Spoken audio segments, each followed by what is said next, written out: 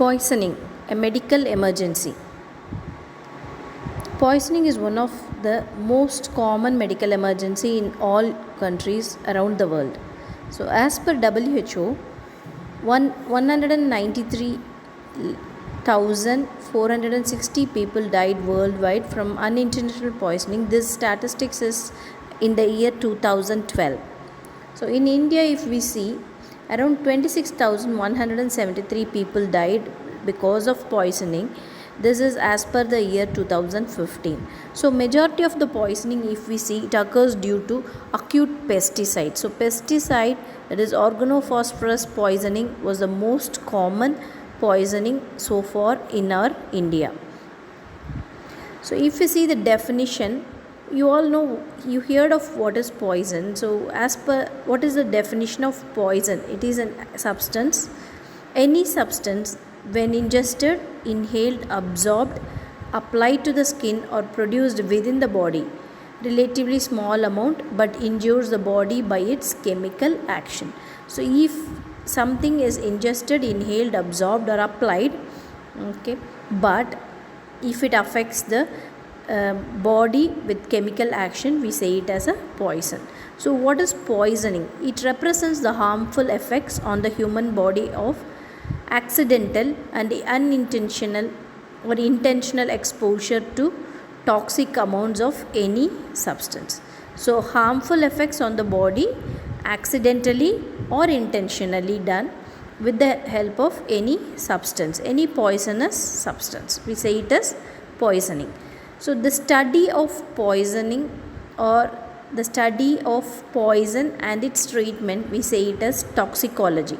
So a branch of medicine which deals about detection and treatment of poison, we say it as toxicology. So what are all the causes of poison? As we said, anything which harms the body, if it is taken in a large amount, okay, we say it as poison. But so we have a list of poisoning materials. So chemicals, so many chemicals which is used in the household as well as in industrial chemicals, or if it is exposed in a wrong way or taken in a wrong way, we say it as a causes of a poisoning. So chemicals should be handled appropriately. All household cleaning items, industrial chemicals comes under that. Pesticides are very common poisoning material, as we said in the statistics. Organophosphate or organophosphorus chemicals or pesticides, which is the very commonest poison around the world. Any drug which is taken above the therapeutic dose, we say it as poisoning. So if you are taken a paracetamol of 20 strips instead of one tablet, so of course it is a poison. So any drug which is taken above the therapeutic level, that is therapeutic drug overdose, we say it as poison. Toxic plants, bites of toxic animals, which includes snake bites, insects, wasp bites. So all these bites comes under poisoning. So if we see the types of poisoning according to the route of absorption, we classify the poisoning as inhalation poison, injection poisoning, ingestion poisoning and absorption poisoning. So inhalation, injection, ingestion and absorption. There are examples I have given here. Sprays and cleaning fluids comes under inhalational poisoning. Drugs comes under injection poisoning. And like something what if you drink, swallowed, we say it as ingestion poisoning, or if it is absorbed in the skin, we say it as absorption poisoning. The first one is ingested poisons. We say it as swallowed poison. Mostly it is acidic or alkaline in type, and it is intentional poisoning. So or accidental in case of children. So ingestion poison happens mostly in children, okay, and sometimes intentionally by the adults. So poisons is swallowed without knowingly or intentionally. So swallowed poisons are mostly corrosive, so it will destroy the whole tract on the way. It includes alkaline, acidic agents that can cause tissue destruction after coming in contact with the mucous membrane. So usually the ingested poisons may be alkaline poisoning or acidic poisoning. We will see the classification. The types of ingested poisons: alkaline products. The example of alkaline products, mostly all the cleaning materials or cleaner household cleaning things: lye, drain cleaners, toilet bowl cleaners, bleach, non-phosphate detergents, oven cleaner, button batteries, the batteries which we use in the watch and other, the round thing, we say it is button batteries. Drug overdose, like any drug which is taken by mouth or swallowed by mouth, we say it is ingested poisoning. Acidic products, the example of acidic products are battery acid, toilet cleaners, rust cleaners, metal cleaners. And the petroleum distillates also comes under the ingested poisoning: kerosene and turpentine. You can, if you go to the clinical area, you may come with these kind of poisoning things. Food poison also comes under ingested poisoning. Sometimes the food materials gives harm to the body. So these are all the types of ingested poisoning. So the signs and symptoms or clinical features of ingested poison is of like fever, vomiting, diarrhea, dehydration, because the patient will show signs of GI disturbances. So vomiting, diarrhea, dehydration, along with that mild fever will be there. Jaundice, because especially in case of drug overdose, in that cases the liver plays an important role of metabolism of the drugs. So jaundice may be happening in the case. Changes in breathing rate and rhythm, and changes in pulse rate and rhythm. Skin lesion, sometimes because of the allergy, urticaria may happen. Abdominal pain, change in skin pupil size, especially when they take any neurological drugs, it may dilate the pupils. Seizure and decreased urine output. So kidney will get affected and the patient will have a decreased urine output. Because the liver is injured, the patient may show signs of jaundice. So these are all the clinical features. So treatment goals. So generally what you do in these cases, the goal of the treatment in poisoning is maintain vital signs, decontaminate the site of exposure. So you have to clean the site with water and soap. Prevent and reduce absorption, enhance elimination, ask them to drink lot of fluid so that it comes out through the kidney. Relieve symptoms, prevent further organ damage. So these are all the main treatment goals when you treat a patient with poisoning. So non-pharmacological method in case of ingested poisoning is ensure airway, remove contaminated clothing. Chemical poisoning happens, wash chemicals from the skin with soap and water. Nasogastric aspiration can be used, but make sure the patient has not taken anything corrosive.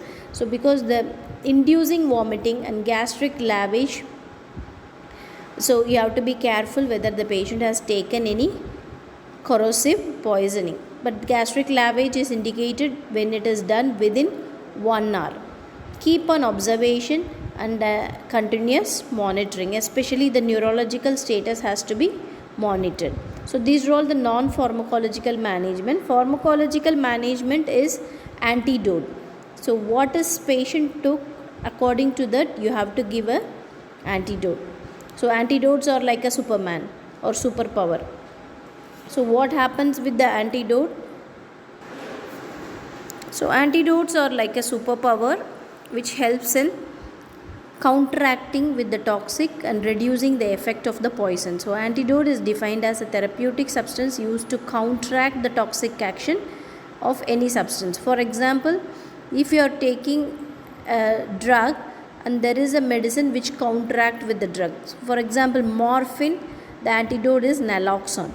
So if the patient has taken overdose of morphine, you can give naloxone and you can subside. So usually what the WHO says is a best supportive therapy and a correct antidote will increase the patient's survival rate from the poisoning. So if we see the physical antidote, sometimes effectively used in case of, so there are a lot of physical antidotes used, like if you give water and milk for dilution of strong acid and alkaline poison, so you will make the patient to drink lot of water and milk. And you can administer activated charcoal. Activated charcoals are available, which you can give for the people to reduce the absorption of poison. Mixture of egg and milk. What happens if you mix egg and milk and if you ask them to drink, there is also a effective antidote where it will give a lining to the gastric mucosa. Next is inhalational poisoning. So what we have discussed now is ingested poison, and now it is inhalational poisoning. The very common inhalational poisoning is carbon monoxide. So as you all know that carbon monoxide is a very common inhalational poison happens in the country. So it may occur as a result of industrial or household incidents or attempted suicide. So very rarely suicides happens with the carbon monoxide, but mostly industrial and household incidents causing carbon monoxide poisoning. So pathophysiology, if we see, the inhaled carbon monoxide binds to the hemoglobin instead of oxygen. So what happens? Oxygen decreases. So the absorption of carbon monoxide happens in the hemoglobin instead of oxygen. So the hemoglobin absorbs carbon monoxide 200 times more than the oxygen. So carboxyhemoglobin is formed. So automatically the oxygen carrying capacity of the hemoglobin decreases suddenly, causing hypoxia and respiratory arrest. So this is what happens with the carbon monoxide poisoning. So inhalation of carbon monoxide binds to hemoglobin instead of oxygen, so decreasing oxyhemoglobin, and all the hemoglobin becomes carboxyhemoglobin. If you see the signs of carbon monoxide poisoning: headache, nausea, breathlessness, collapse, dizziness, loss of consciousness. In this picture you can easily make out that how slowly the oxygen reduces and carbon monoxide increases, causing loss of consciousness. So headache, nausea, breathlessness, collapse, dizziness, and loss of consciousness. So what is the treatment for carbon monoxide poisoning? Okay, carry the patient to fresh air immediately, because the patient needs to be in a oxygen area. So you have to ventilate the patient immediately. Open all the doors and windows, loosen all the tight clothing, initiate CPR. Especially you can start giving oxygen, administer oxygen 100%, so that the patient's carbon monoxide or carboxyhemoglobin is replaced by oxyhemoglobin. So the main goal in this is giving patient oxygen. So that can be done immediately. Bring them out of the air, fresh air, and open all the windows and doors and initiate CPR by giving oxygen 100%. Prevent chilling. Wrap the patient in blanket. Keep the patient as quiet as possible, and do not give alcohol in any form. Okay, or don't allow the patient to smoke. Okay, this is the treatment for carbon monoxide poisoning. The next one is a very common poisoning, that is organophosphorus poisoning. These are diverse group of chemicals, mostly the chemicals used in the pest controls or pesticides. So pesticides poisoning or organophosphorus poisoning are almost same. This can be ingested, inhaled, or absorbed cutaneously. So anyway it can become a poison. Severity depends on how the severity is, like it depends upon what type of organophosphorus they are using, amount and route of absorption. It depends upon that the severity happens. So if you see the pathophysiology, the organophosphorus, what it does is it inhibits the acetylcholinesterase. So what is the action of acetylcholinesterase in our body is acetylcholine is converted into choline and acetic acid. So what happens during the organophosphorus poisoning? This acetylcholinesterase is inhibited. So what happens? The acetylcholine will stay in the nervous system without changing, so causing accumulation of acetylcholine. So acetylcholinesterase, what is the work of acetylcholinesterase is as converting acetylcholine into choline and acetic acid. So this enzyme is blocked by the organophosphorus poisoning, causing accumulation of acetylcholine in the nervous system. So it causes different kinds of effects. It depends upon where they go and adhere. So if they go and block the muscarinic receptors, if the acetylcholine go and blocks muscarinic receptors, in the central nervous system, it will cause muscarinic signs.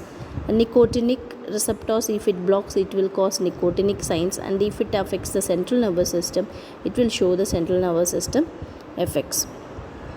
So the effects or the signs and symptoms of the organophosphorus poisoning is divided into muscarinic effects, nicotinic effects, and CNS effects. So the things that I have listed here. Muscarinic effect will cause salivation, lacrimation, urination, diarrhea, GI upset, and emesis. So everything increases. Salivation increases, lacrimation, urination, diarrhea. Diarrhea of course causes GI upset, and emesis happens. So this is muscarinic effects. What happens with the nicotinic effects is muscle fasciculations, that is, muscles will become twitches, cramps, weakness, diaphragmatic failure. And autonomic nicotinic effects include hypertension, tachycardia, mydriasis, pallor. So all these things happens, that is, mydriasis is dilation of the pupil, eye, pupil in the eye. So this is what happens with the nicotinic effects. Central nervous system, if it affects, the acetylcholine go and deposits in the central nervous system. It will cause anxiety, emotional lability, restlessness, confusion, ataxia, tremors, seizures, and coma. So the effects of organophosphorus poison is very bad because it affects the central nervous system. So muscarinic effects, nicotinic effects, and CNS effects are the different kinds of signs and symptoms in the case of organophosphorus. So what is the treatment for organophosphorus? It depends upon what kind of medicine they have taken and the amount of taken. So all poisoning treatment based on the what amount of poison they have taken, what is the route of absorption, and what is the effect. So here in organophosphorus, airway, breathing, circulation has to be checked. Intubation if necessary is needed, and anticholinergic agents should be given. So most common anticholinergic is atropine. So next one is very common one, skin contamination poisoning, but you can treat them like a chemical burn in the case of skin contamination poisoning. The very common one is acid poisoning here. The severity of chemical burn is determined by mechanism of action, strength and concentration of the poison, the duration of exposure. So these are the three main thing which helps in identifying the severity of chemical burn: the mechanism of action, strength and concentration of the poison, duration of the exposure of the skin to the poison. So what is the best thing you can do in skin contamination is wash the hands, wash the wound thoroughly with water. Apply plenty of water and wash it thoroughly. Start standard burn treatment. So it is like a chemical burn, so the patient will be undergoing a burn management. Plastic surgery if the burns are deeper. So what is the investigation done during poisoning is a complete blood count. You should know the liver function, you should know the kidney function, so urea, creatinine, and to know the fasting blood sugar and random blood glucose level, electrolytes level, and toxicological analysis can be done with gastric aspirate. So if you don't know what compound the patient has taken, we can aspirate the content and you can give it to the gastric analysis so that you can identify what poison it is. So this is the investigations done for any kind of poisoning: CBC, urea, creatinine, liver function, blood glucose level, electrolytes level, and toxicological analysis if it is an ingested poisoning. So the common nursing management here is you have to assess the patient's condition and identify what type of poison and where the injury happened, and then early detection, early management, prevention of complication is the goal of nursing care plan. So the nursing diagnosis, there are three main nursing diagnoses I will be discussing here. First one is ineffective breathing pattern related to swelling of respiratory mucosa. So assess the rate, patency of airway, ET intubation, endotracheal intubation if needed, and comfort the patient and remove the allergic cause or remove the poison, and give anti-inflammatory drugs or antidote as per the doctor's order.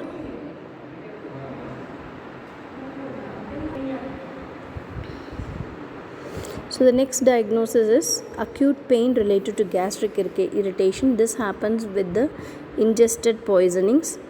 So assess the pain and the severity and ask the patient to stop eating anything and keep them NPO until the gastric irritation goes off. Give IV fluids, and the best thing is activated charcoal or cathartics can be administered as per the doctor's order. The next one is impaired skin integrity. This happens with the skin poisoning like chemical burns. So assess the skin condition, prevent the patient from the exposure, and wash the exposed area thoroughly with water. Do dressing aseptically and apply antibiotic cream as prescribed. So thanks for listening, and we have discussed in this video what is poisoning, what is poison, and what is toxicology, what are the different types of poisoning. We have discussed ingested poisoning, inhalational poisoning, which is a very common one, is carbon monoxide poisoning, and inhalational poisoning, that is, and organophosphorus poisoning, and skin contamination with a chemical poison. Thanks for watching.